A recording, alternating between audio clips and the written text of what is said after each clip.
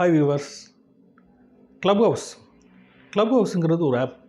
அது மூலயமா ஏற்படுற நன்மைகள் என்ன, ஏற்படுற பாதிப்புகள் என்ன, வாங்க இந்த வீடியோவில் நம்ம முழுமையாக பார்த்தலாம். நீங்கள் பார்த்துருப்பது மனதில் பட்டவை.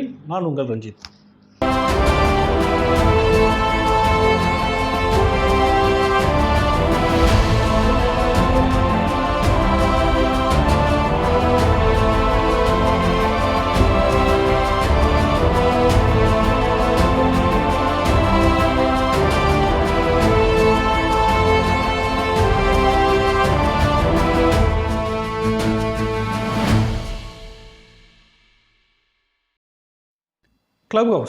க்ளப்ஹவுஸ் ஒரு வாய்ஸ் கன்வர்சேஷன் ஆப் தான். ட்விட்டரில் ஃபேஸ் மாதிரி தான் இதன் செயல்பாடுகளும் இருக்கிறது.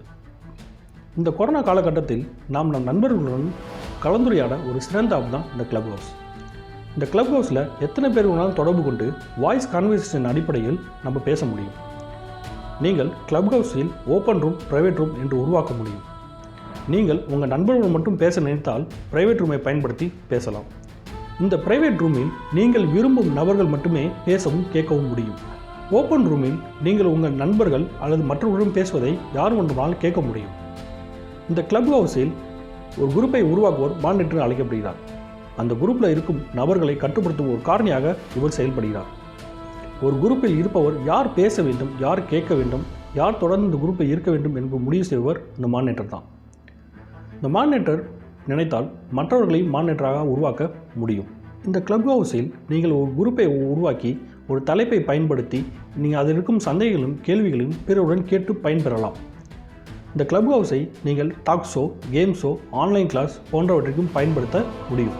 க்ளப்ஹவுஸை சரியான பயன்படுத்துகிற முறையில் பயன்படுத்தணும்னா இதில் நிறைய இன்ஃபர்மேஷன் மற்றும் செய்திகள், பொது அறிவை நம்ம வளர்த்துக்க சிறந்த ஒரு ஆப் தான் இந்த க்ளப்ஹவுஸ்.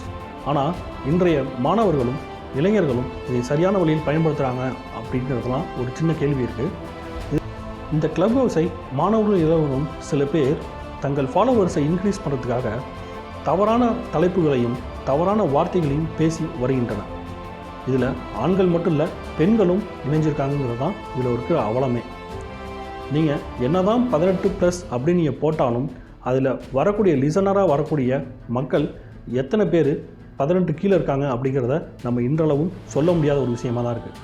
நீங்கள் பேசக்கூடிய வார்த்தைகளும் சொற்களும் ரொம்ப மோசமாக இருக்கிறது.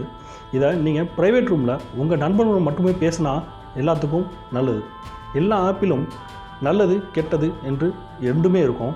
இந்த ஆப்பிலையும் அதே போல் தான் நம்ம எடுத்துக்கிட்டாலும் நம் இளைஞர்களும் மாணவர்களும் இதை சரியாக பயன்படுத்தினா அதில் நிறைய விஷயங்களை இன்னும் கற்றுக்க முடியும் அப்படிங்கிறது தான் என்னோட இது. மீண்டும் ஒரு பதிவில் நான் சந்திக்கிறேன்.